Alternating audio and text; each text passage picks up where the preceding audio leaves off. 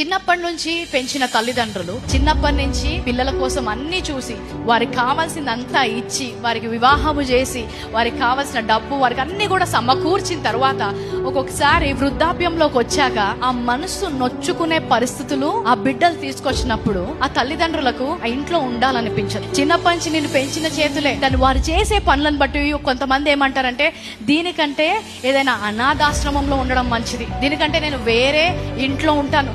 వారి బిడ్డల మధ్యలో కూడా వారు ఉండలేకపోతున్నారు. ఎందుకంటే వారు తీసుకొని వచ్చే ఇబ్బంది, వారు తీసుకువచ్చే అవమానము, వారు అనే మాటలు బట్టి అంత ఇబ్బందిని సొంత తల్లిదండ్రులే తట్టుకోలేక పిల్లల నుంచి దూరంగా వెళ్ళిపోతుంటారు చాలా మంది. కానీ యేసుక్రీస్తు దేవుడు తన సొంత చేతులతో నిన్ను సృష్టించాడు.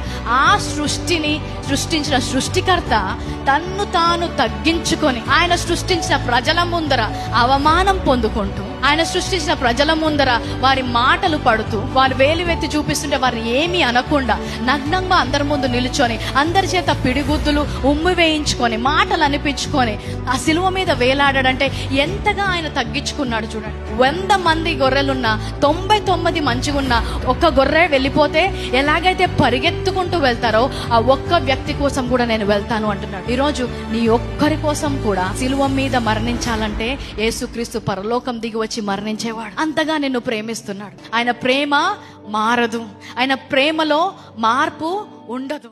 చిన్నప్పటి నుంచి పెంచిన తల్లిదండ్రులు చిన్నప్పటి నుంచి పిల్లల కోసం అన్ని చూసి వారికి కావాల్సిందంతా ఇచ్చి వారికి వివాహము చేసి వారికి కావాల్సిన డబ్బు వారికి అన్ని కూడా సమకూర్చిన తర్వాత ఒక్కొక్కసారి వృద్ధాప్యంలోకి వచ్చాక ఆ మనసు నొచ్చుకునే పరిస్థితులు ఆ బిడ్డలు తీసుకొచ్చినప్పుడు ఆ తల్లిదండ్రులకు ఆ ఇంట్లో ఉండాలనిపించదు. చిన్నప్పటి నుంచి నేను పెంచిన చేతులే దాన్ని వారు చేసే పనులను బట్టి కొంతమంది ఏమంటారంటే దీనికంటే ఏదైనా అనాథాశ్రమంలో ఉండడం మంచిది, దీనికంటే నేను వేరే ఇంట్లో ఉంటాను.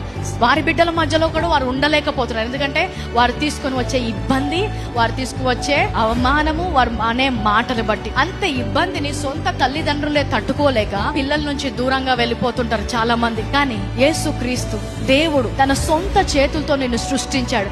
ఆ సృష్టిని సృష్టించిన సృష్టికర్త తన్ను తాను తగ్గించుకొని ఆయన సృష్టించిన ప్రజల ముందర అవమానం పొందుకుంటూ, ఆయన సృష్టించిన ప్రజల ముందర వారి మాటలు పడుతూ, వారు వేలివెత్తి చూపిస్తుంటే వారు ఏమీ అనకుండా నగ్నంగా అందరి ముందు నిలుచొని అందరి చేత పిడిగుద్దులు ఉమ్మి వేయించుకొని మాటలు అనిపించుకొని ఆ సిలువ మీద వేలాడాడంటే ఎంతగా ఆయన తగ్గించుకున్నాడు చూడండి. 100 మంది గొర్రెలున్నా 99 మంచిగున్నా ఒక్క గొర్రె వెళ్ళిపోతే ఎలాగైతే పరిగెత్తుకుంటూ వెళ్తారో ఆ ఒక్క వ్యక్తి కోసం కూడా నేను వెళ్తాను అంటున్నాడు. ఈరోజు నీ ఒక్కరి కోసం కూడా సిలువ మీద మరణించాలంటే యేసుక్రీస్తు పరలోకం దిగి వచ్చి మరణించేవాడు. అంతగా నిన్ను ప్రేమిస్తున్నాడు. ఆయన ప్రేమ మారదు, ఆయన ప్రేమలో మార్పు ఉండదు.